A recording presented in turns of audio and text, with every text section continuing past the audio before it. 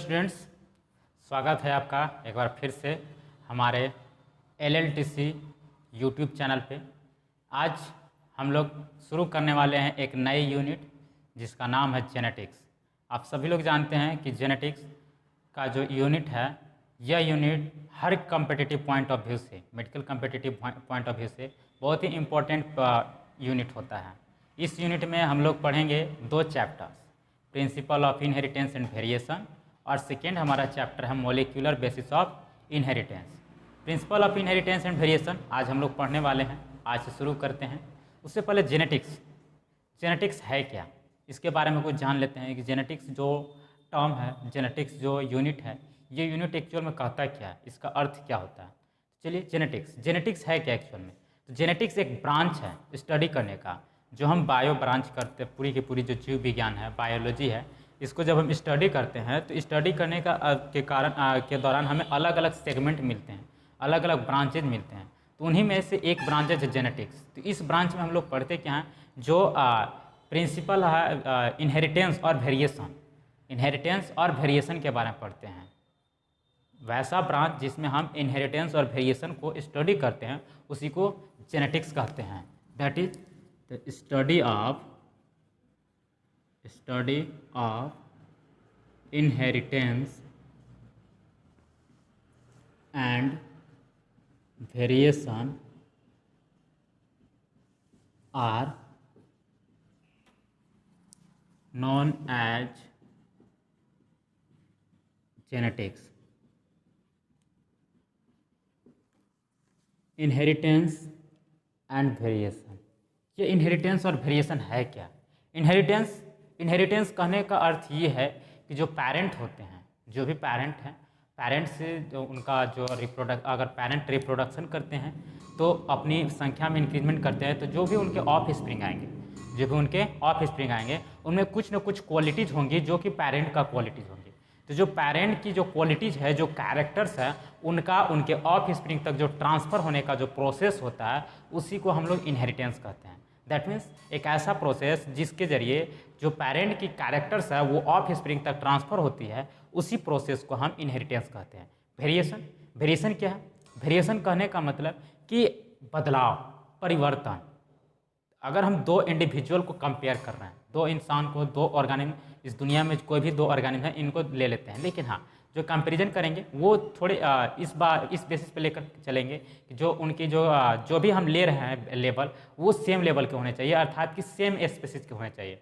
जो भी ऑर्गेनिज्म है सेम स्पेसीज के लेंगे, तभी उसमें कुछ हमें एक वैलिड वेरिएशन हमें क्या मिलेगा, उसमें कंपैरिजन कर सकते हैं।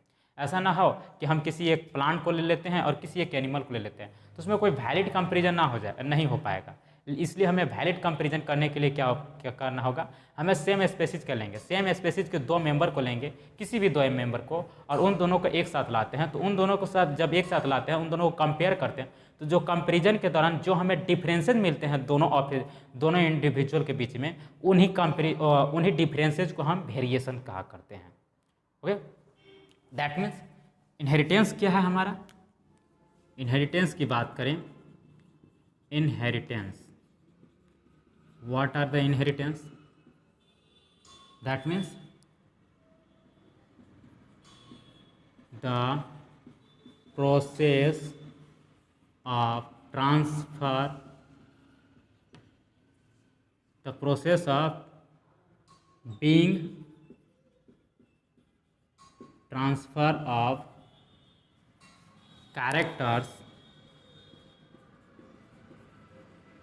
from parents to offspring, parents to offspring are known as inheritance. ये जो इनहेरिटेंस है, इनहेरिटेंस को हम लोग हेरिडिटी भी कहते हैं। यदि बात किया जाए इनहेरिटेंस या हेरिडिटी, तो इन दोनों जो वर्ड्स हैं, इन दोनों का वर्ड्स का अर्थ जो होता है, जो मीनिंग होता है, वो मीनिंग सेम होता है। वो भी क्या होता है, कैरेक्टर्स का एक जनरेशन से दूसरे जनरेशन में पास आउट होना। तो ये जो कैरेक्टर्स है एक जनरेशन से दूसरे जनरेशन में जो पास आउट हो रहे हैं, इसी क्वालिटी को हम क्या कहते हैं, इनहेरिटेंस कहते हैं। नेक्स्ट हमारा जो टर्म है वो टर्म है वेरिएशन। वेरिएशन क्या है? वेरिएशन कहने का मतलब कि डिफरेंसेज, दोनों में जो परिवर्तन है, जो फर्क है, फर्क को ही वेरिएशन कहते हैं। That means differences among any two individuals और organism of same species are known as variation। Variation हमें सेक्सुअल रिप्रोडक्शन, जो हम रिप्रोडक्शन देखते हैं, जो सेक्सुअल रिप्रोडक्शन और असेक्सुअल रिप्रोडक्शन दो मोड होते हैं रिप्रोडक्शन के।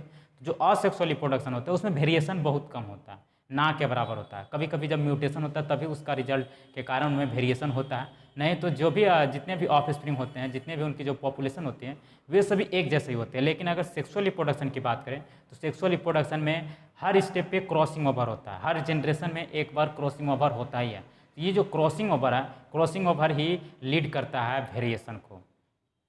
अर्थात कि वेरिएशन किसका रिजल्ट होता है? क्रॉसिंग ओवर और कभी कभी mutation. That is crossing over and mutation results in variation. ये जो वेरिएशन है किसका रिजल्ट होता है? क्रॉसिंग ओवर का और म्यूटेशन का। म्यूटेशन किसी में भी हो सकता है, चाहे वो सेक्सुअल मोड ऑफ रिप्रोडक्शन हो तो भी, और सेक्सुअल मोड ऑफ रिप्रोडक्शन हो तो भी, कहीं पर भी ये म्यूटेशन हो सकता है। लेकिन क्रॉसिंग ओवर क्या होता है? सेक्सुअल रिप्रोडक्शन में ही केवल व केवल क्या होता है? क्रॉसिंग ओवर होता है। तो जो वेरिएशंस होता है एक्चुअल में, वो वेरिएशन हमें ऑलमोस्ट जो बहुत ही ज़्यादा अमाउंट में हमें सेक्सुअल मोड ऑफ रिप्रोडक्शन करने वाले जितने भी जीव होते हैं, जितने भी ऑर्गेनिज्म होते हैं, उनमें हमें देखने को मिलता है। असेक्सुअल रिप्रोडक्शन करने वाले जीवों में हमें ये देखने को मिलता नहीं है। क्लियर है? तो चलिए आगे बढ़ते हैं। जेनेटिक्स हम लोग इस तरह समझ गए कि जेनेटिक्स जो है क्या है? इनहेरिटेंस और वेरिएशन का स्टडी को ही हम लोग क्या कहते हैं? जेनेटिक्स कहते हैं। अब देखिए जेनेटिक्स जो टर्म है, ये जेनेटिक्स टर्म किसने दिया? ये भी तो सवाल आती है। ये सवाल आता है कि जेनेटिक्स जो टर्म है, जेनेटिक्स टर्म किसने दिया? जेनेटिक्स टर्म को दिया था विलियम बेटसन साहब ने। William Bateson. चलिए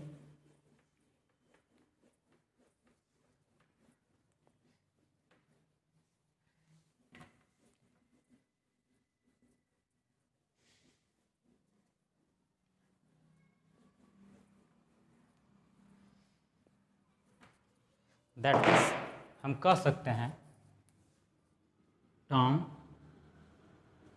genetics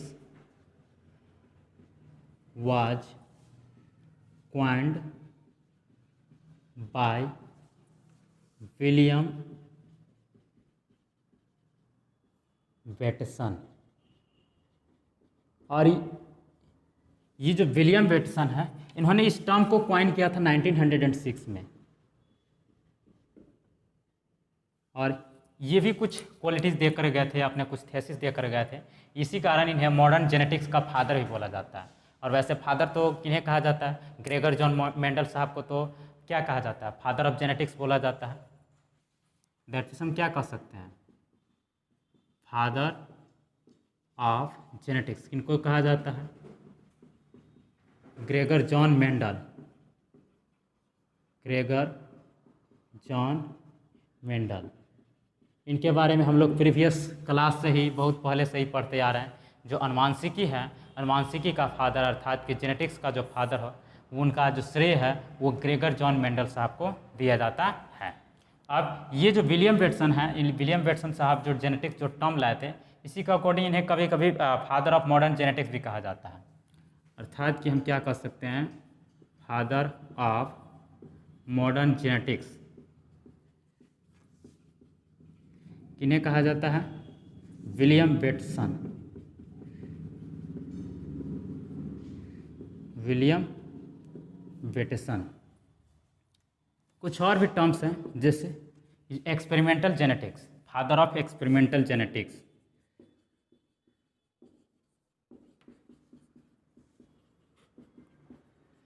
father of experimental genetics.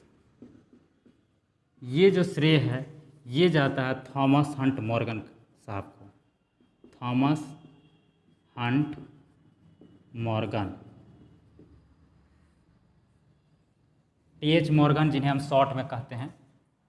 और अगर बात किया जाए फादर ऑफ ह्यूमन और बायोकेमिकल जेनेटिक्स का, तो वो जाता है, जो कहा जाता है, वो ए. गैराट साहब को इसका श्रेय दिया जाता है।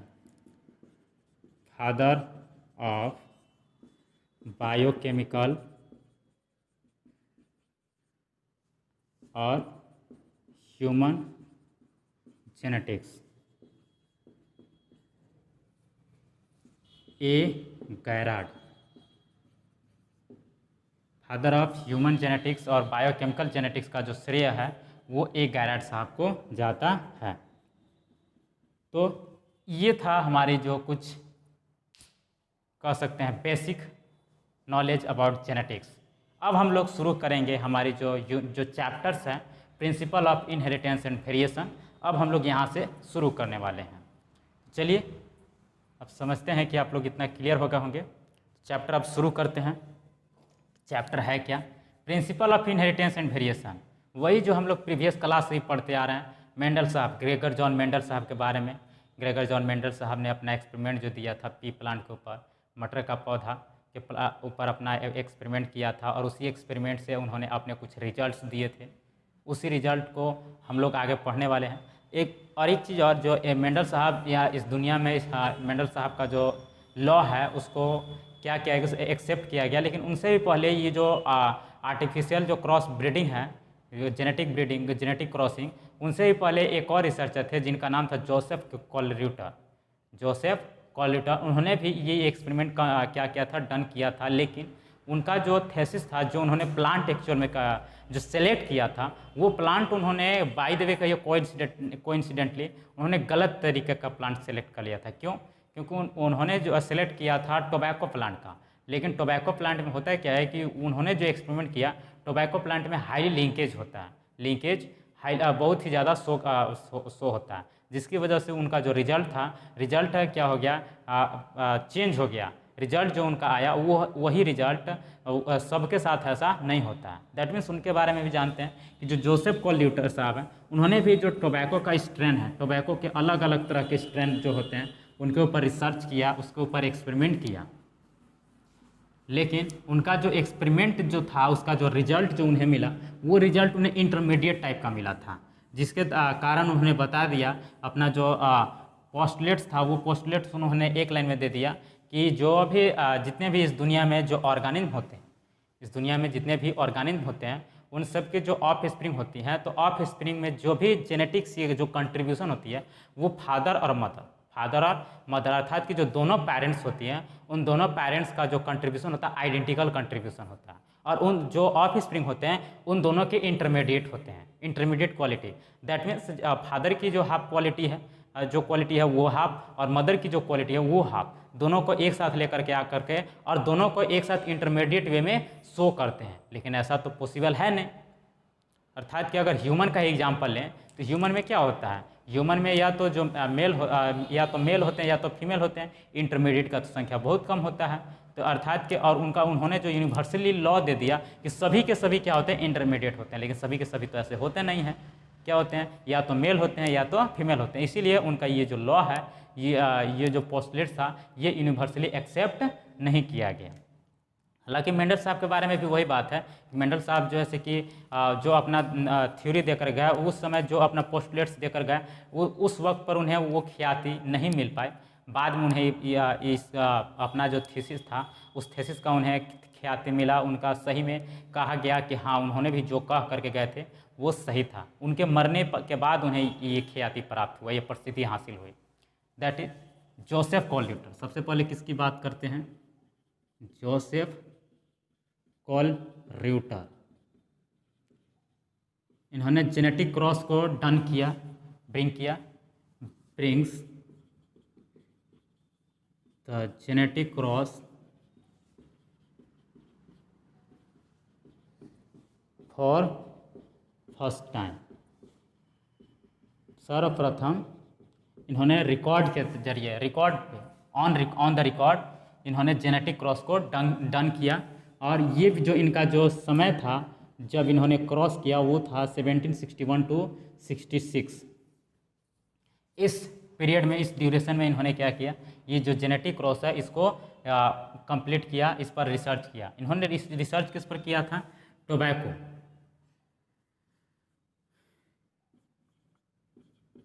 Cross on different strain of tobacco plant.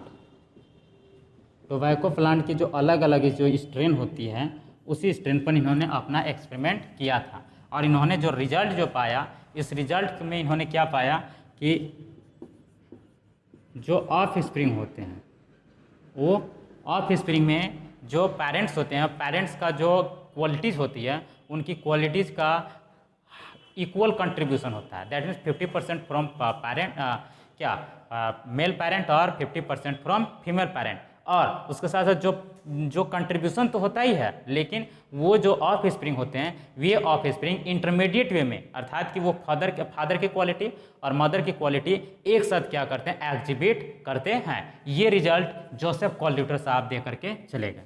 That is इन्होंने क्या रिजल्ट दिया? Of spring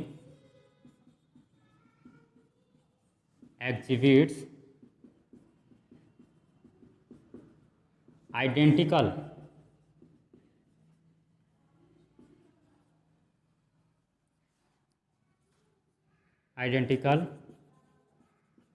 characters from parents, that is 50% of male parent and 50% of female parent simultaneously, एक साथ एग्जिबिट करते हैं, साइमल्टेनियसली। और अगर एक लाइन में हम कहें तो इन्होंने कहा था कि जो ऑफ स्प्रिंग जो होते हैं वे इंटरमीडिएट होते हैं किसके? पेरेंट्स के। दैट इज ऑफ स्प्रिंग्स, या इसी को हम लोग प्रोजेनी भी कहते हैं, आर द इंटरमीडिएट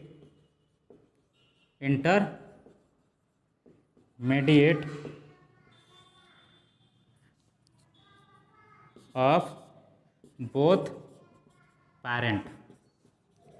दोनों पेरेंट के क्या होते हैं? ये इंटरमीडिएट होते हैं और अपने इंटरमीडिएट रूप से क्वालिटी को क्या करते हैं? ये एक्सप्रेस करते हैं, जबकि ऐसा एक्चुअल में होता नहीं है। यही कारण रहा कि जो जोसेफ कॉल हैं, जोसेफ कॉल का जो थेसिस रहा, जो पोस्टुलेट्स रहा, जो रिजल्ट रहा, ये यूनिवर्सली एक्सेप्ट नहीं किया गया। इसके बाद आए ग्रेगर जॉन मेंडल साहब। ग्रेगर जॉन मेंडल साहब, उनका जो एक्सपेरिमेंट आया, इस एक्सपेरिमेंट पर क्या किया उन्होंने? पी प्लांट पर उन्होंने अपना एक्सपेरिमेंट किया और उस एक्सपेरिमेंट से उन्होंने बताया कि रेशियो में उन्होंने दो तरह का क्रॉस किया। एक बार से सिंगल कैरेक्टर को लेकर क्रॉस किया और फिर दोबारा में दो कैरेक्टर को एक साथ लेकर के क्या किया? क्रॉस किया। और उसके बाद उन्होंने अपना अलग अलग तरीके से रिजल्ट सबके सामने पेश किया। और वो जो रिजल्ट उन्होंने एक्चुअल में जो पेश किया था सबके सामने, वो रिजल्ट एक्चुअल में वो लॉ के रूप में नहीं पेश कर पाए थे, एक डायरेक्टली उससे ट्रैक रिकॉर्ड के रूप में पेश किए थे पूरी दुनिया के सामने। और यही कारण रहा था कि वो जो ट्रैक रिकॉर्ड रहा था और वो मैथमेटिकल वैल्यू को यूज करके, जो मैथमेटिकल लॉजिक होता है उसको यूज किया था, जो कि उस टाइम के लिए जब उन्होंने अपना जो कॉन्सेप्ट दिया था, उस टाइम बायोलॉजिस्ट के लिए, जितने भी जीव विज्ञानी थे, जीव विज्ञान शास्त्री थे, उन्हें मैथ का बहुत ही अटपटा सा लगा कि जीव विज्ञान में मैथ कहाँ से इन्होंने इस्तेमाल कर दिया। इसी कारण था कि उनका जो कॉन्सेप्ट है, कॉन्सेप्ट पर ज़्यादा ध्यान नहीं दिया गया। हालांकि बाद में जब 1900 में कोई 3 साइंटिस्ट 3 रिसर्चर एक साथ आए थे। 3 रिसर्चर एक साथ आए और उन्होंने फिर से वही जो कॉन्सेप्ट है वही कॉन्सेप्ट को फिर से लेकर के आए। कहने का मतलब कि वही सेम प्लांट पर और सेम एक्सपेरिमेंट को उन्होंने फिर से अलग अलग तरीके से अलग अलग कंट्री के अलग अलग इंडिपेंडेंट लोग थे और तीनों का जो रिजल्ट है, तीनों ने जो एक्सपेरिमेंट किया सेम एक्सपेरिमेंट किया और रिजल्ट भी उसका जो मिला वो भी रिजल्ट क्या था, उन्हें सेम मिला था। तो अब जाकर के 1900 में उन्होंने फिर से मेंडल साहब का जो लॉ है उसको फिर से प्रकाशित किया था और तब जाकर के उन्हें अपनी पूरी की पूरी ख्याति मिली थी, प्रसिद्धि मिली थी। चलिए शुरू करते हैं अब मेंडल साहब के बारे में जानना। मेंडल साहब, ग्रेगर जॉन मेंडल, आप लोग प्रीवियस क्लास में पढ़े हुए हैं ऑलरेडी। आनुवांशिकी का फादर भी इन्हें बोला जाता है, जेनेटिक्स का father of genetics.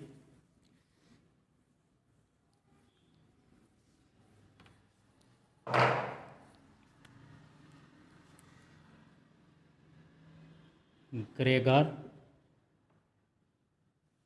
John Mendel, इनका जन्म अगर बैकग्राउंड का कहा जाए तो इनका जन्म हुआ था 20 जुलाई 1822 में। 20 जुलाई 1822 को इनका जन्म हुआ था वो, और इनका जन्म जो हुआ था Silesian part of Austrian empire. उस समय ये जो सिलेसियन पार्ट था वो ऑस्ट्रियन साम्राज्य का ये हिस्सा था, वहीं पर इनका जन्म हुआ था। लेकिन आज जो ये जो क्षेत्र है वो चेक रिपब्लिक में है। नाउ अडेज अगर कहे तो इन चेक रिपब्लिक। शुरू से ही ये बहुत ही कह सकते हैं कि इनकी जो फैमिली थी फार्मर टाइप की फैमिली थी। इनके फादर फार्मर थे और इसी कारण ये शुरू से ही इनका जो गार्डनिंग रहा है, नेचर रहा, उनसे इनका बहुत ही अच्छा लगाव रहा है और उनके बारे में इन्हें नॉलेज रहा था। इनका कोई फैमिली बैकग्राउंड कह सकते हैं कि साइंटिफिक बैकग्राउंड भी नहीं रहा था। जो एक घर पे जो किसान के साथ रह करके अपने फादर के साथ जो सीखे थे उसी को आगे बढ़ाए थे। आगे चल कर के ये हाई स्कूल टीचर बने। हाई स्कूल टीचर नहीं कह सकते हैं, ये वहाँ का कह सकते हैं कि जो चर्च में स्कूल जो बच्चे आते हैं उनको पढ़ाने का काम किया करते थे। चर्च का फादर भी बने, वहाँ पर चर्च का मॉन्क बने और मॉन्क बनने के साथ साथ वहाँ पर जो बच्चे आते थे उन्हीं बच्चों को पढ़ाया करते थे। और वही पढ़ाते पढ़ाते उन्हें जो समय मिलता था, जो वक्त मिलता था, उसी वक्त में ये क्या किए, अपना एक्सपेरिमेंट किए। और इन्होंने जो एक्सपेरिमेंट किया था वो एक्सपेरिमेंट किया था इन्होंने क्या, किस पर, पी प्लांट। एक्सपेरिमेंट मटेरियल के रूप में इन्होंने जो यूज किया था वो था एडिबल पी प्लांट, जिसको हम लोग बॉटनिकल नोमेनक्लेचर में इसका नाम है पाइसम सटाइवम।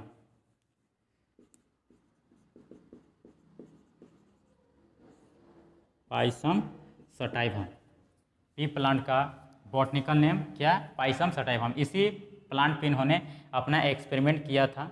और एक्सपेरिमेंट करने के लिए इन्होंने किया क्या था एक्चुअल में, कि जो पाइसम सटाइवम जो प्लांट है, जो एडिबल पी प्लांट है, उसको अपने आसपास पड़ोस से इन्होंने कलेक्ट कर लिया, अलग अलग तरह के। कलेक्ट करने के बाद इन्होंने क्या किया कि उसको अपने जो बगीचा था, जो चर्च का जो बगीचा था पास में, उन्हें वहीं पर इन्होंने क्या किया, उगाना शुरू किया। क्या किया, इन्होंने उगाना शुरू किया। और कुछ जो कैरेक्टर्स थे जिसको कि ये आइडेंटिफाई कर सकते थे, उस आइडेंटिफाइंग कैरेक्टर को इन्होंने रिकॉर्ड करना शुरू कर दिया।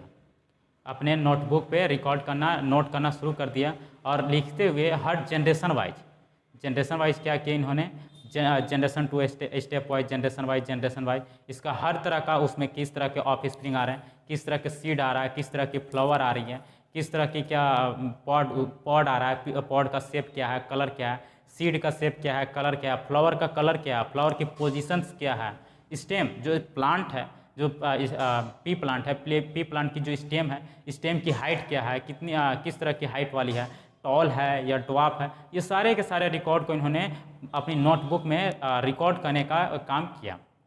और उसी के आधार पर इन्होंने जो कैरेक्टर्स हैं, अपने जो पोस्टुलेट्स हैं, उन पोस्टुलेट्स को देने का कार्य किया।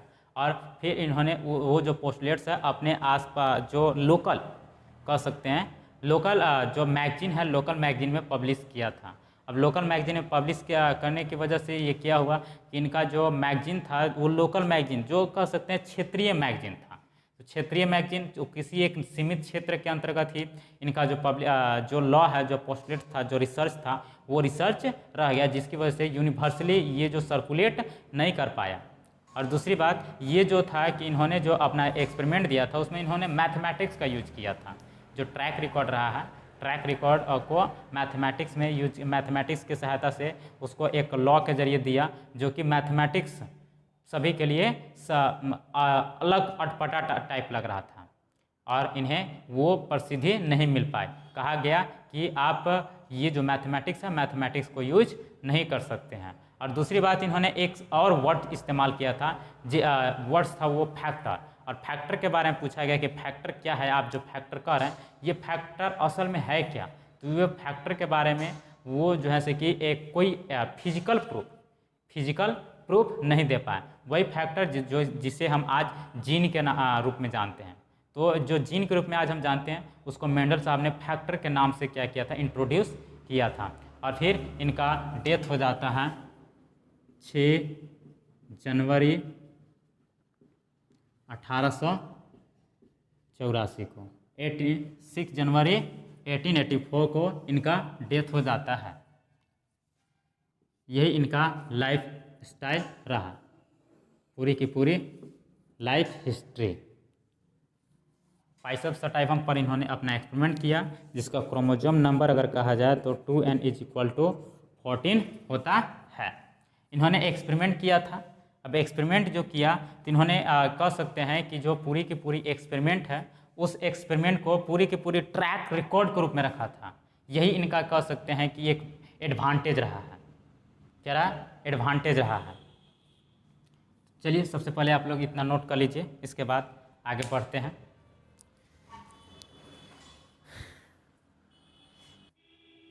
आई होप कि आप लोग कंप्लीट कर लिए होंगे।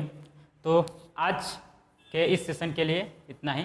अगले सेशन में हम लोग बात करेंगे कि जो पी प्लांट है, पी प्लांट को सिलेक्ट करने का उनका वजह क्या रहा, एडवांटेज उन्हें क्या मिला और क्या कारण रहा, क्या ऐसा क्या क्या कारण रहा जिसके कारण कि उन्हें वो ख्याति नहीं मिल पाई। तो आज के लिए इतना ही, फिर मिलेंगे अगले सेशन में। तब तक के लिए धन्यवाद।